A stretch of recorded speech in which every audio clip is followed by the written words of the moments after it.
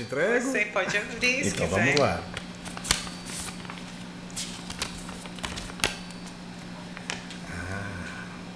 Qual o maior desafio ético que você encontra ao atender com cannabis? E aí, Claudinei? E aí, Eleonora? Papel ético. Ao falar de cannabis, ao propor tratamento, acompanhamento, aconselhamento, não estamos fazendo apologia ao uso da cannabis. Não é isso. Nós recebemos demandas de pacientes que já relataram que fazem terapia há um bom tempo e não se sentem confortáveis em falar com o seu terapeuta que faz o uso. Mas por quê? Talvez ele tenha percebido um distanciamento desse profissional. E talvez o profissional também não conhece essa área. E aí tem a questão da atualização, né? Então, Com a importância, né? Tem que se atualizar. Tem que ficar próximo de quem está falando. A nossa abordagem em rede social, nos lugares que eu tenho ido falar em público, nós levamos a ciência. Nós levamos relatos de casos. Sim. Nós não estamos ali simplesmente fazendo ativismo, mas também é um ativismo o nosso trabalho. Então o papel ético é justamente estar fundamentado na ciência. Sim. O Claudinei não está aqui falando de achismo. Você É fala de estudo, de né? dados, de estudo, de pós-graduação, né? de curso de extensão, Sim. de palestra, de comunicação com quem já veio antes e já tem essa medicina no seu dia a dia. Bacana, Claudinei. Então agora é minha vez de sortear a cartinha, tá? Então você fica à vontade, escolha a sua carta. Deixa eu pegar um aqui.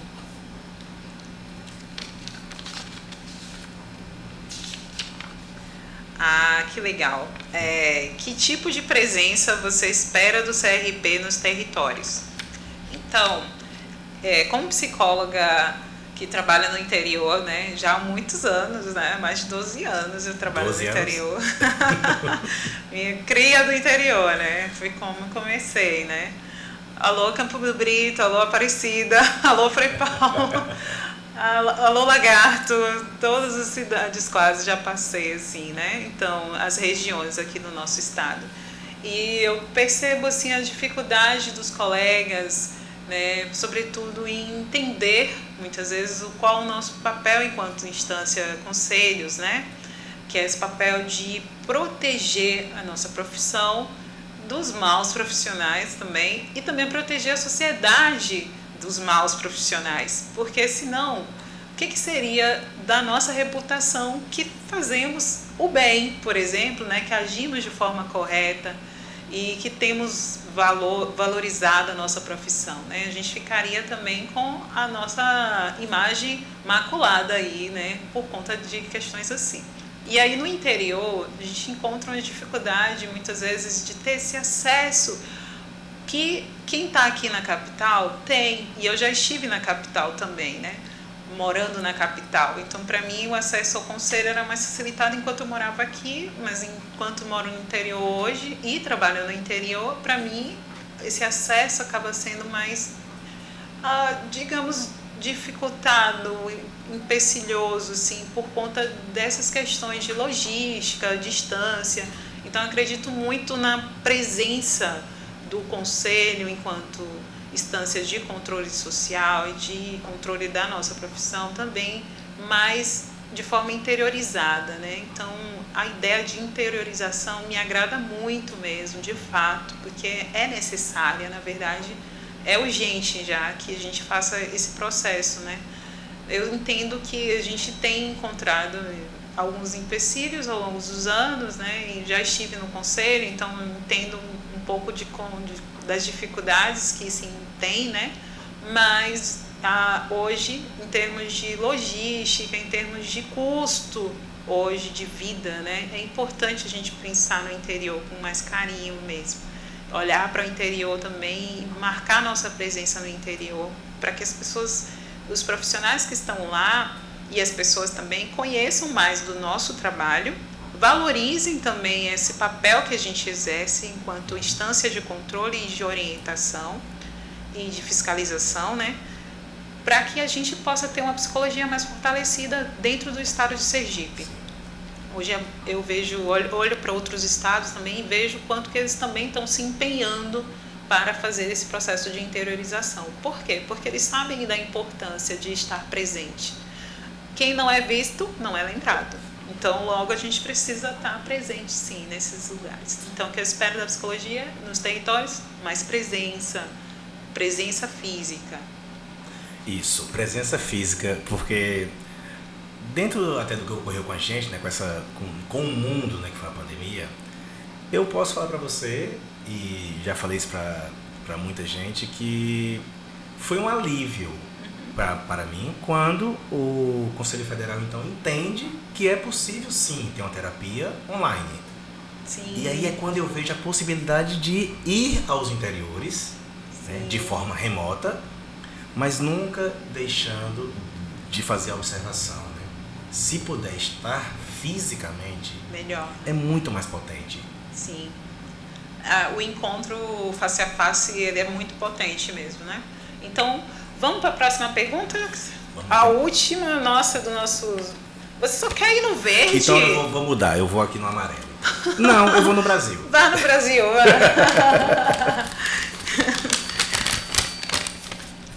Essa teve uma pegadinha, deixa eu ver aqui. Essa tem uma pegadinha? Aqui não tem. Ih, vamos lá ver então. Vazio. Eu dei só. Poderia passar, né? Ai, poderia passar, pulou, foi? Essa pulou. Essa era a Essa quarta, tem. era a Coringa. Essa...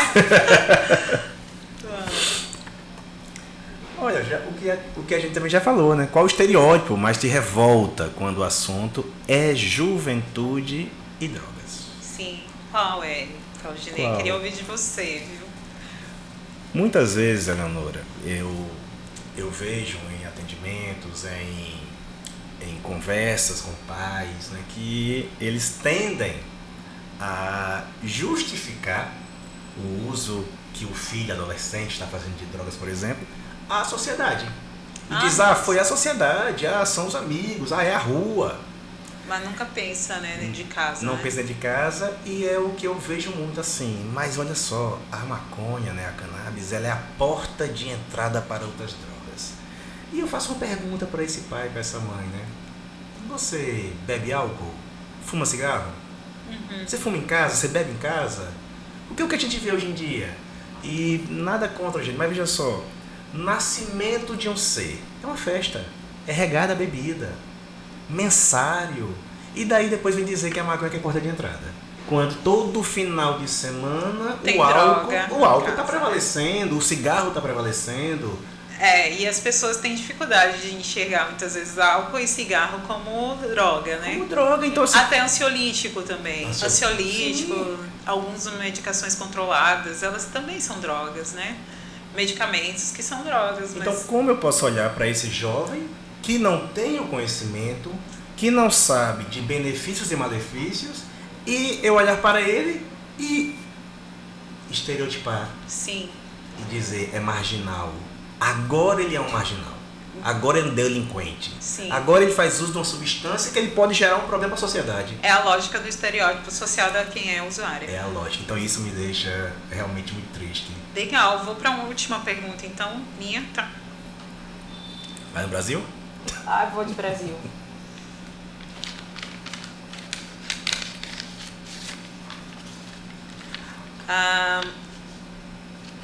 Você acha que a psicologia tem reproduzido ou rompido com estigmas sociais? E eu acho essa pergunta muito importante, muito potente também, porque hoje a gente encontra-se discutindo a pluriversalidade da psicologia, né?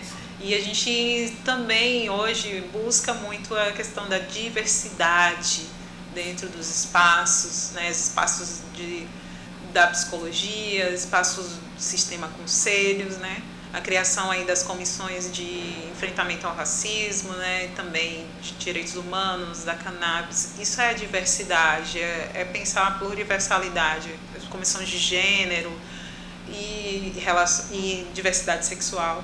Isso é pensar a pluriversalidade da psicologia, e eu acredito que hoje sim a psicologia está caminhando assim no sentido a passos ainda um pouco lentos, acredito eu, em relação a muitas outras áreas.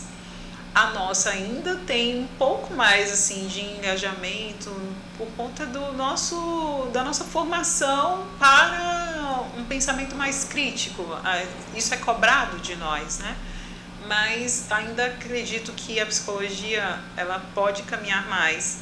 Em algum tempo, sim, ela reforçou muitos estigmas, sim, serviu como ferramenta de opressão também para perpetuar opressões e tudo, e discriminações.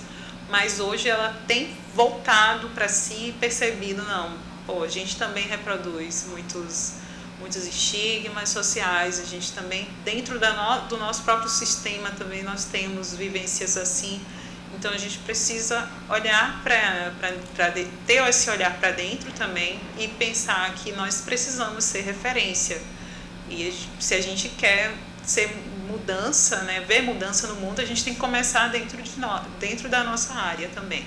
Então acho que a nossa área tem muita potência para isso também. Então eu acredito muito nessa psicologia pluriversal, essa psicologia que pensa para além, mas também olha para si e diz, olha onde a gente também pode melhorar. E toda a sua fala agora, Eleonora, me traz justamente o porquê que eu estou aqui. Por que eu aceitei esse convite? Sim. De fazer parte da Chapa 11, porque foi onde eu fui aceito, né?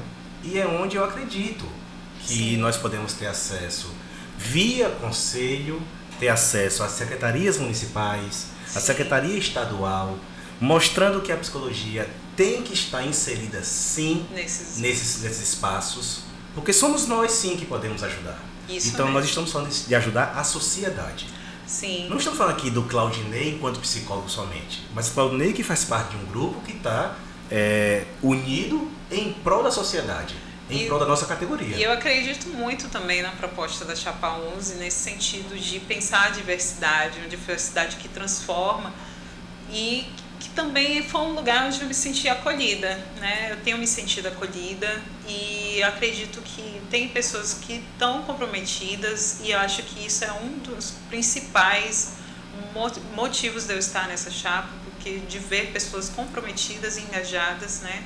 Como a Adriana, por exemplo, como você, como eu também, que estamos comprometidos, temos compromissos nas nossas áreas, nas quais estamos inseridos também, com a psicologia, e eu acho que isso conta muito quando a gente pensa no que a gente pode fazer para melhorar a nossa profissão, e não simplesmente, eu quero ocupar espaços. Ocupar espaços a gente faz assim, eu já faço, você já faz, e a gente não precisa estar dentro do sistema conselhos para fazer isso, mas a gente já ocupa espaços.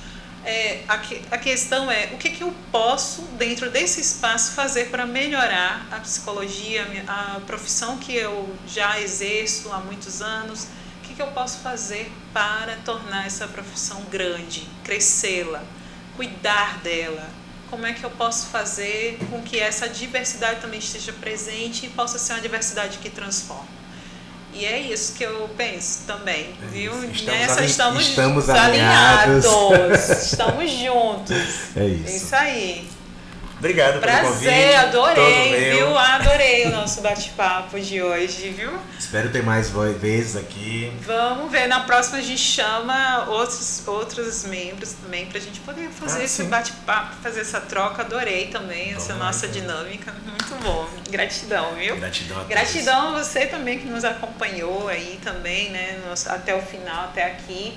E se tiver aí, conhecer algum psi também que ainda não conhece as nossas propostas e ainda não conhece quem é a Chapa 11, apresenta também, leva essa novidade, essa boa nova também para as pessoas que ainda não chegaram, para quem não chegou ainda, tá bom? E não adianta reclamar se você não estiver fazendo parte. E não votar, né? E não ir votar, porque tem gente que adora dizer, não, nada melhora, nada muda. Mas você foi votar? Eu fui.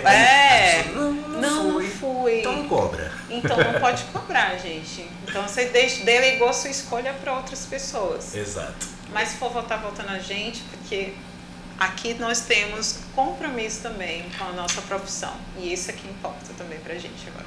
É isso.